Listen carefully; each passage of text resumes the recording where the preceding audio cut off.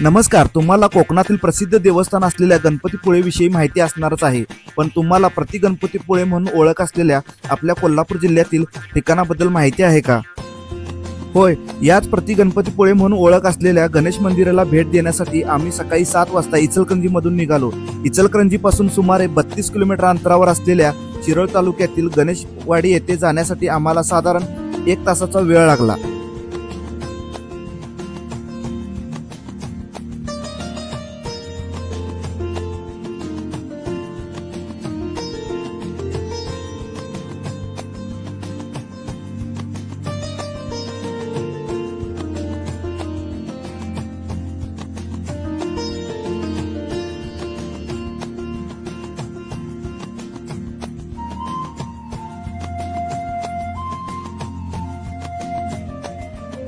इचलकरंजी ते कुरुंदवाड, मग नृसिंहवाडी आणि मग गणेशवाडी असा रूट आम्ही फॉलो करून सकाळी 8:30 वाजण्याच्या सुमारास गणेशवाडी येथे पोहोचलो.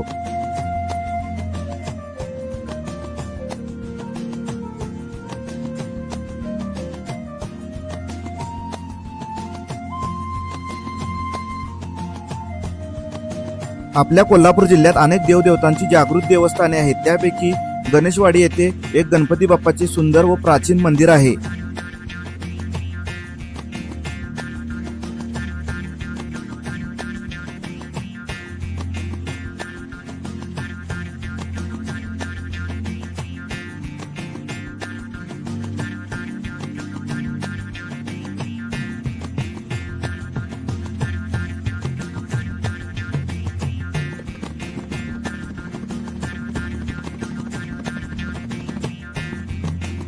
या गणपती मंदिराचे मुख्य वैशिष्ट्य म्हणजे इकडे गणपती बाप्पाची स्थापना करण्यात आली आणि मग गणपती बाप्पाच्या सेवेसाठी अख्खा गाव वसवण्यात आला आणि ते गाव म्हणजे गणेशवाडी.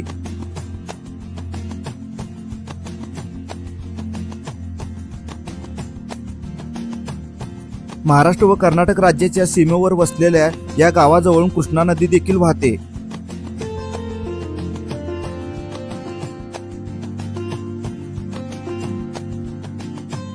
या मंदिराच्या बांधकामाचे वैशिष्ट्य म्हणजे मंदिराच्या समोरच्या बाजूला तुम्हाला सागवान लाकडापासून बांधलेले दुमजली बांधकाम दिसते. तिकडे बसण्याची देखील सोय आहे. मुख्य दरवाजा देखील लाकडी आहे.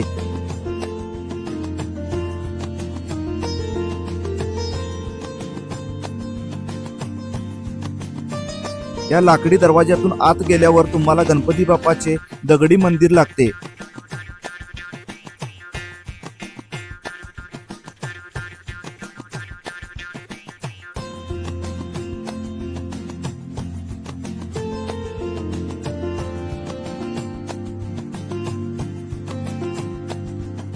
मंदिरामध्ये प्रवेश केल्यावर तुम्हाला सुमारे 20 खांब दिसतात.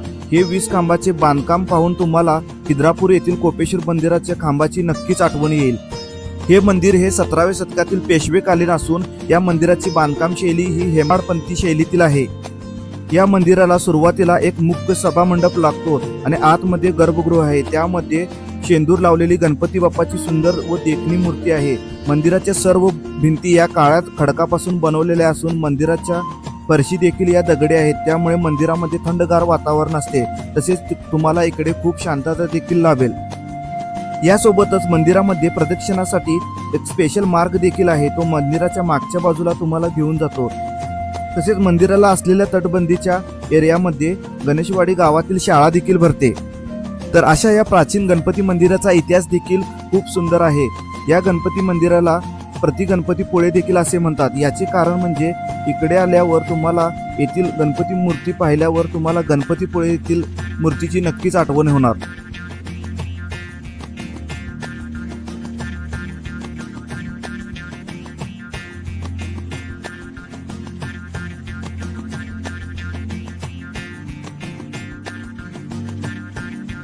या गणपती मूर्तीच्या स्थापनेबद्दल असं सांगितलं जातं की रत्नागिरीपासून जवळ असलेल्या कोटवडे गावचे हरभट्ट बाबा पटवर्धन यांनी दुर्वाचा रस पिऊन 21 वर्षे गणपती बाप्पाची सेवा केली.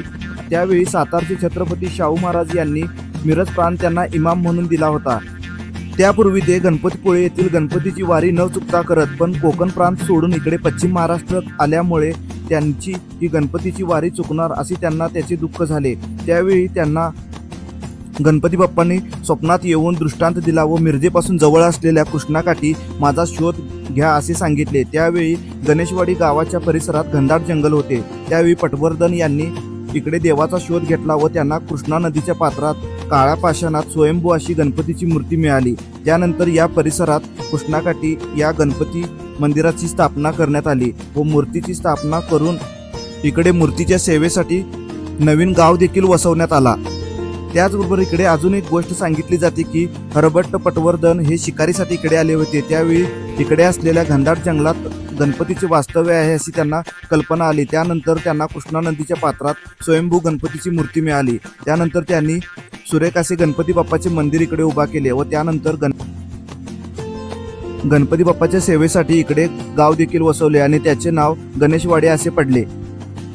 कृष्णा नदी जिकडून पश्चिम वाहिनी म्हणून ओळखले जाते ते ठिकाण म्हणजे गणेशवाडी गाव. म्हणजेच कृष्णा नदीचा प्रवाह पूर्णपणे पश्चिमेकडे वाहतो असे हे ठिकाण म्हणजे गणेशवाडी गाव. मंदिराच्या बाहेरील बाजूस 17व्या शतकातील बांधकाम असलेले श्री विठ्ठलाचे मंदिर देखील आहे. तसेच गावातील अनेक स्वातंत्र्यपूर्व काळातील मंदिरे तसेच घरे देखील आपल्याला इकडे पाहायला मिळतात.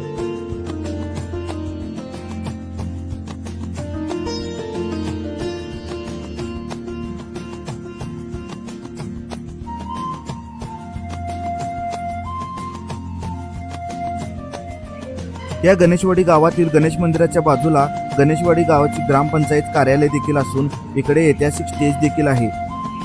या स्टेजवर लोकमान्य टिळकांनी देखील भाषण केले होते असे इकडचे गावकरी सांगतात. त्याचबरोबर या गणपती देवाला पटवर्धन घराण्याचे कुलदैवत देखील मानले जाते. 1756 साली हरभट्ट बाबा पटवर्धन यांनी इकडे गणेश मूर्तीची स्थापना केली आणि इकडे 12 बलुतेदारांना आणून इकडे नव्या गावाची स्थापना केली. त्यानंतर सांगली, बुधगाव, जमखंडी, मिरज, कुरुंदवाड या संस्थांचे अधिपती सुद्धा या गणपतीच्या दर्शनासाठी येऊ लागले. 1953 पर्यंत या गावाला गणेशपूर म्हणून ओळखत होते. त्यानंतर 1953 नंतर या गणेशपूरचे नामांतरण हे गणेशवाडी असे केले गेले. कृष्णा नदीच्या कुशीत वसलेल्या या गणेशवाडीमधील गणपती मंदिराचे बांधकाम हे हेमाडपंथी शैलीतील असून संपूर्ण महाराष्ट्र व कर्नाटकातील लोक या नवसाला पावणाऱ्या गणपतीच्या दर्शनाला येत असतात.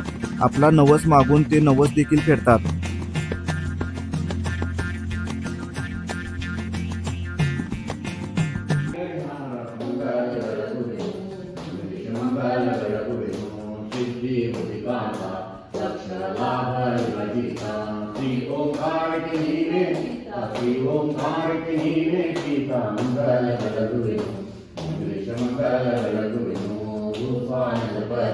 ನಮಗೆ ನಿಮ್ಮಿಂದಲೇ ಗತಿ ಭೂಸ್ವಾಮಿಗಪತಿ ನಮಗೆ ನಿಮ್ಮಿಂದಲೇ ಮುಕ್ತಿ ಭಕ್ತಿಯಿಂದ ಬೆಳಗುವೆ ನಾವು ಆರುತಿ ಭಕ್ತಿಯಿಂದ ಬೆಳಗುವೆ ನಾವು ಆರುತಿ ಮಂಗಲ ಬೆಳಗುವೆನು ಮಂಗಲ ಬೆಳಗುವೆನು ಮಂಗಲ ಬೆಳಗುವೆನು ಮಂಗಲ ಬೆಳಗುವೆನು